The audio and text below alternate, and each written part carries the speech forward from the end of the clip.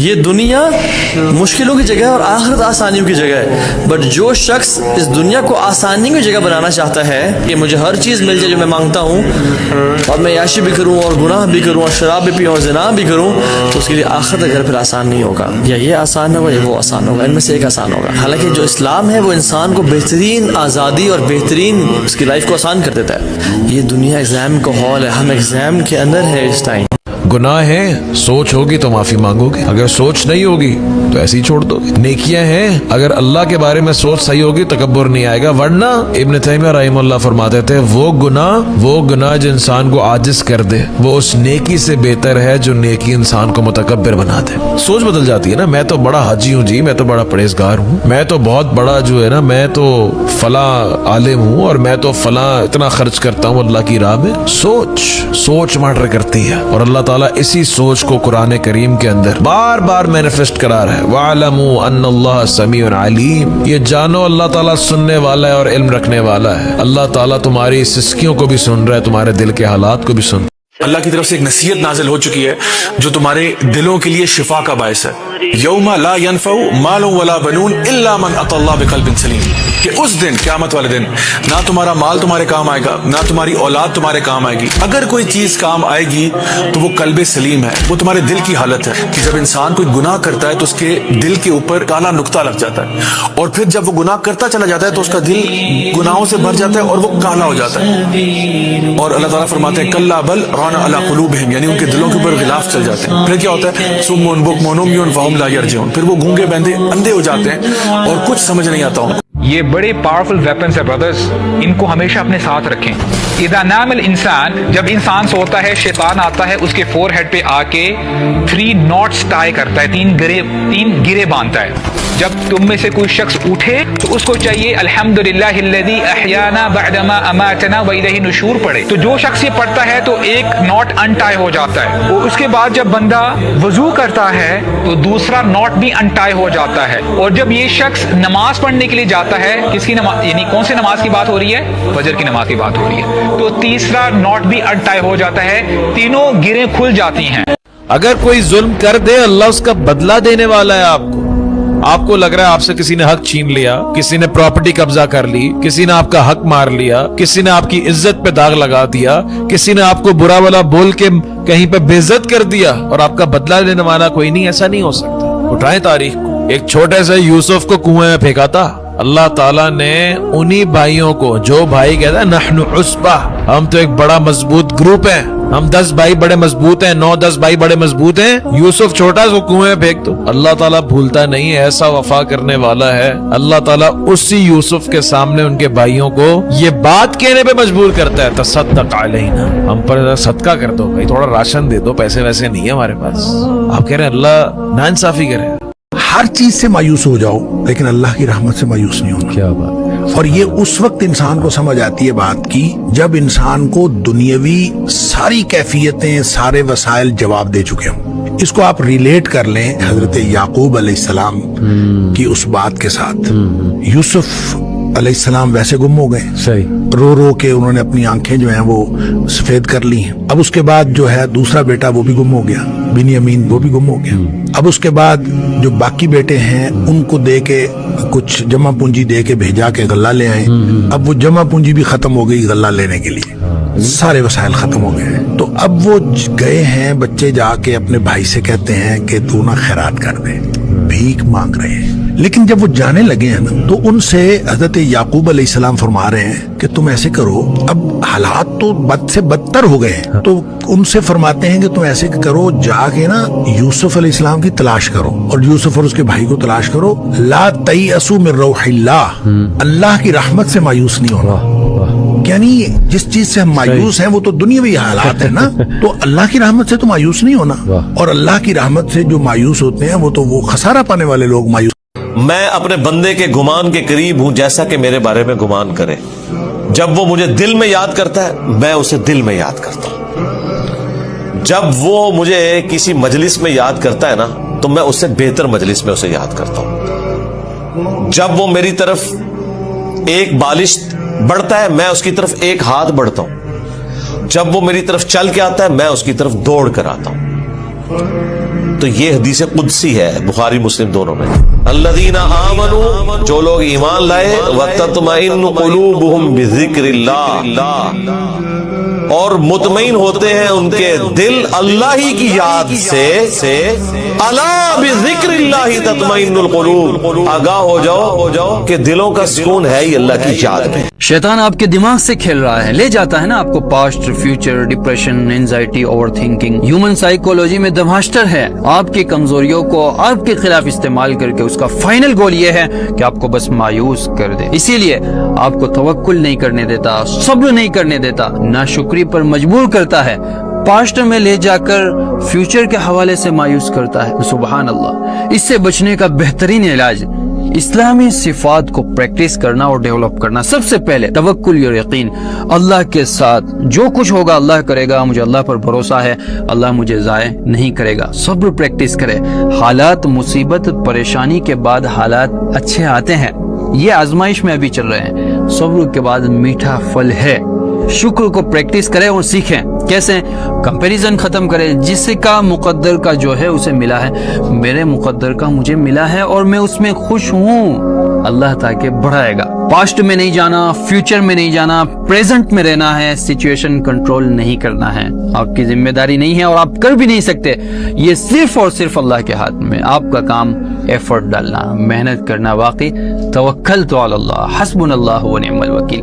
یہ وہ صفات ہیں جس کے نتیجے میں آپ اس نیگیٹیوٹی سے، ڈپریشن، اینزائٹی سے نکل پائیں گے. ساتھ ہی اعوذ باللہ من الشیطان الرجیم کا اہتمام کریں تاکہ شیطان دور بھاگتا چلا جائے. ذکر، جب آپ ذکر کریں گے فرشتوں کا نزول ہوگا، رحمت آپ کو ڈھانپ لے گی، شیطان کی آپ تک ریچ نہیں ہو پائے گی، آپ اس کے انفلوئنس سے محفوظ رہ جاؤ گے. اسی لیے ذکر ہے، اعوذ باللہ من الشیطان الرجیم ہے، آیت الکرسی ہے، یہ تو بڑی پاورفل ہے. اس کا اہتمام کریں گے، اللہ آپ کی حفاظت. یاد رکھیں شکر سے اللہ راضی ہوتا ہے. وَإِن تَشْكُرُوا يَرْضَاهُ لَكُمْ، قرآن میں آتا ہے اللہ تعالیٰ کہتے ہیں تم اگر شکر کرو گے تو میں تم سے راضی ہو جاؤں گا. اللہ اکبر. دس از the biggest benefit. بہت ہی بڑا اللہ کی طرف سے تحفہ. یہاں تک کہ نبی نے فرمایا ایک شخص جنت میں جائے گا، وہ یہ دیکھے گا میرے اعمال میں اتنی زیادہ نیکیاں، میری نیکیوں کا پلڑا اتنا بھاری. وہ اللہ سے کہے گا اے اللہ میں نے تو نہ تہجد پڑھی، نہ کوئی بہت زیادہ عبادت کی، میرے اعمال میں اتنی نیکیاں کہاں سے آ گئیں، اتنا اچھا میں کیسے بن گیا؟ اللہ کہے گا تجھے فلاں موقع پہ غم پہنچا، تو نے صبر کیا، فلاں موقع پہ غم پہنچا، ناشکری نہیں کی، تو نے صبر کیا. تو وہ جو تو نے غموں میں صبر کیا ہے نا، وہ سارے غم اور صبر میں نے نیکیوں کے پلڑے میں رکھ دیے. تو اس کو سمجھ رہا تھا کوئی نیکی نہیں ہے، لیکن اللہ کی نظر میں وہ بہت بڑی نیکی تھی. تو اس سے ہمیں پتہ چلتا ہے کہ جب بھی کوئی ٹینشن ہو، پریشانی ہو، اس سے گناہ معاف ہوتے ہیں، آخرت میں ہمارے درجات بلند ہوتے ہیں. چونکہ عربی ہماری زبان نہیں ہے، ہم نہیں سمجھتے کہ جب اللہ ہم سے بات کرتا ہے تو کس مقام کا کیا پیار ہے. یا ایھا الانسان،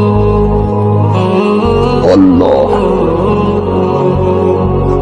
یا ایھا الانسان. مسلمان نہیں،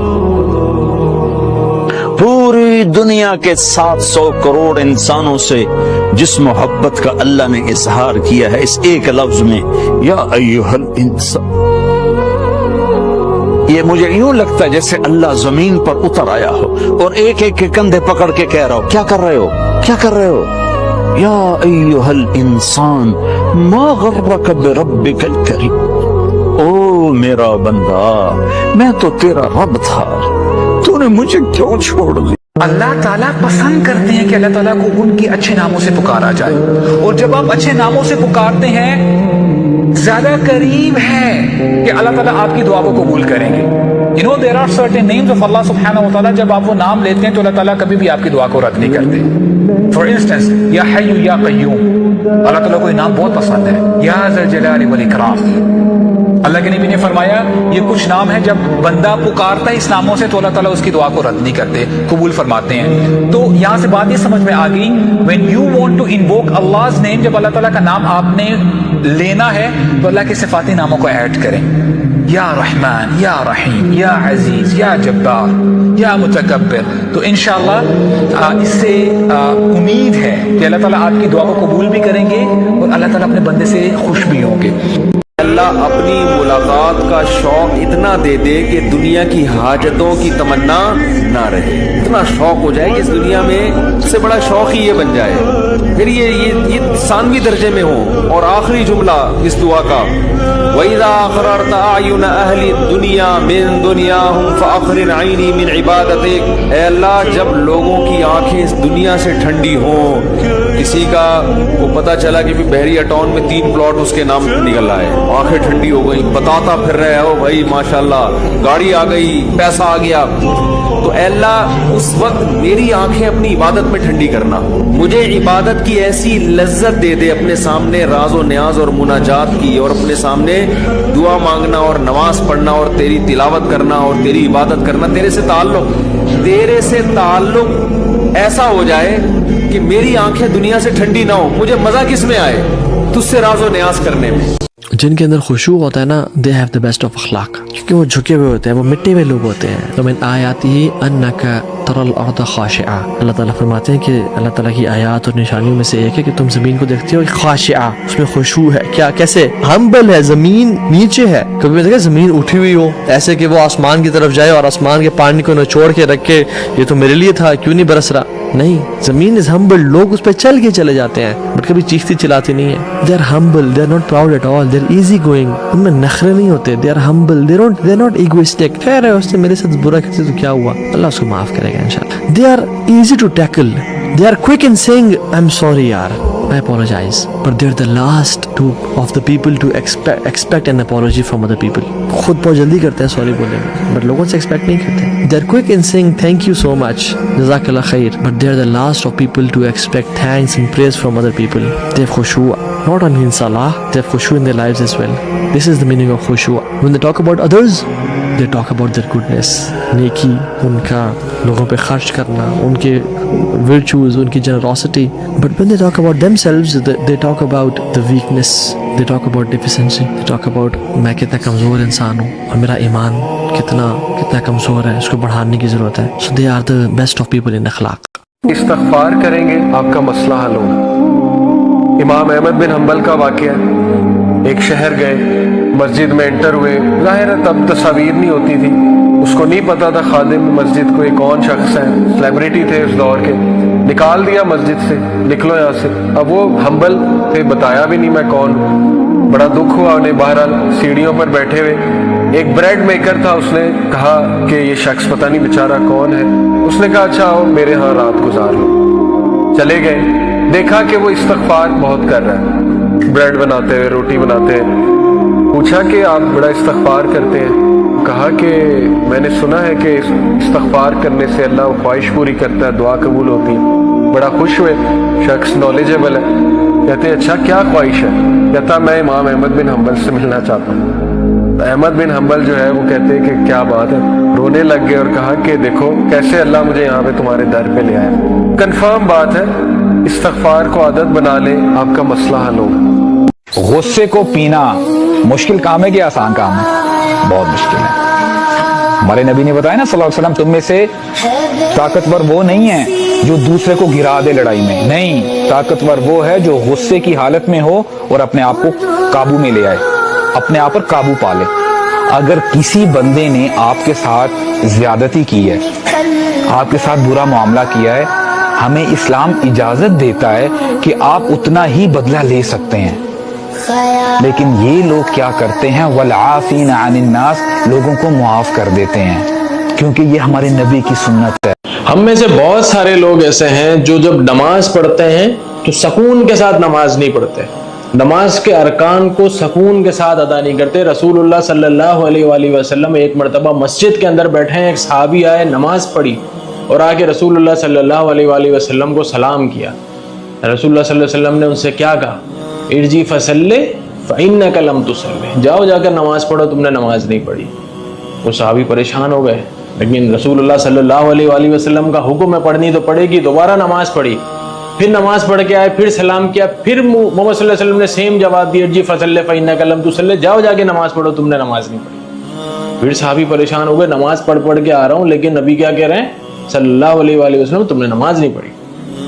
फिर जाके नमाज पढ़ी, फिर वापस आए, फिर सलाम किया, फिर सेम जवाब मिला, इर्जी फसल्ले फइन्ना कलम तु सल्ले। साहबी कहते हैं कि मुझे इससे अच्छी नमाज पढ़ना नहीं आती, आप बता दें क्या गलती हो रही है, क्या मसला है मेरा नमाज के अंदर। तो उसको मसला जब बताया, मसला क्या था, नमाज के अंदर सुकून नहीं था, एक सजदे से दूसरे सजदे के दरमियान बैठ नहीं रहा, कयाम प्रॉपर नहीं हो रहा, रुकू प्रॉपर नहीं हो रहा, सजदा प्रॉपर नहीं हो रहा, सजदे में कमर सीधी नहीं हो रही, रुकू में कमर सीधी नहीं हो रही, कयाम प्रॉपर नहीं, जल्दी जल्दी मुर्गे की तरह, हदीस के अंदर आता है मुर्गे की तरह जमीन पे जैसे मुर्गा ठोंगे मारता है ना, इस तरीके से बस जान छूट जाए किसी की तरीके से नमाज में। ऐसी नमाज के बारे में इस हदीस में, अगर इस हदीस का मफहूम समझा जाए तो मफहूम क्या है, मफहूम है रसूलुल्लाह सल्लल्लाहु अलैहि वसल्लम ऐसी नमाज पढ़ के आने वाले शख्स को क्या कह रहे हैं, जाओ जाके नमाज पढ़ो। तुमने नमाज नहीं पढ़ी, इसका मतलब ऐसी नमाज कबूल ही नहीं है, ऐसी नमाज को माना ही नहीं जाएगा कि उस शख्स ने नमाज पढ़ी है। सुकून इख्तियार करें नमाज के अंदर, नमाज के अंदर दिल लगाएं, तो फिर नमाज भी अपना इम्पैक्ट दिखाएगी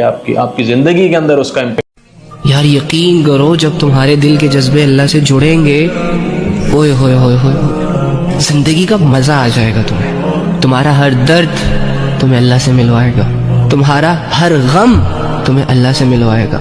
जब दुनिया तुम्हें गिराएगी तो तुम्हें इंतजार रहेगा कि कब अब रब आएगा मुझे उठाने के लिए। तुम रोगे, सैड भी होगे, दिल भी टूटेगा तुम्हारा, दुनिया जुल्म भी करेगी तुम पे, लेकिन तुम्हारे दिल की नजर हर सिचुएशन में रब पर जाएगी।